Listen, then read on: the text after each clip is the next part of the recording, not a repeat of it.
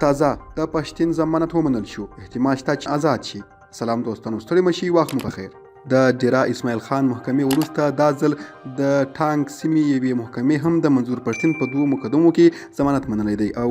اوس امکان شته چې د نن د پی ټی ایم مشر منظور پښتین له بند آزاد کړل شي. د معلوماتو له مخې د منظور پښتین په عریضه باندې د مهال په ډیرا اسماعیل خان سیمه کې هم اوریدنه کیږي. د منظور پښتین وکیل اختر سعید وایي که چیرې نن هم د بهارپور په نوم پر یوې محکمه کې ضمانت ومنل شو او په بله کومه پټه جعلي مقدمه کې بند پاتې نشي، نو امکان یې شته چې له زندانه آزاد کړل شي. منظور پښتین د جنوري پر 24 او 28 نیټه له نن 18 ورځې وړاندې په ډیرا اسماعیل خان سیمه کې د پاکستاني ریاست له لوري نیول شوی و او د 14 ورځو لپاره بیا زندان ته لیږدول شوی و، خو د دغه زندان له ټاکلې نیټې 4 ورځې نورې هم اوښتې دي. په منظور پښتین تور دی چې په وزیرستان کې د یوې جلسې پر مهال د پاکستاني ریاست پوځیانو او عین خلاف د قانون پر ضد څرګندونې کړې دي چې له همدې امله یې نیولی دی. خو د پی ټی ایم غړي او پلویان بیا د ریاست ادعاوې ردوي او وایي چې منظور پښتین پاکستان د دې لپاره ونیوه چې د پښتنو حقونه یې غوښته او د زرګونو پښتنو او نړیوالو پر وړاندې د پاکستان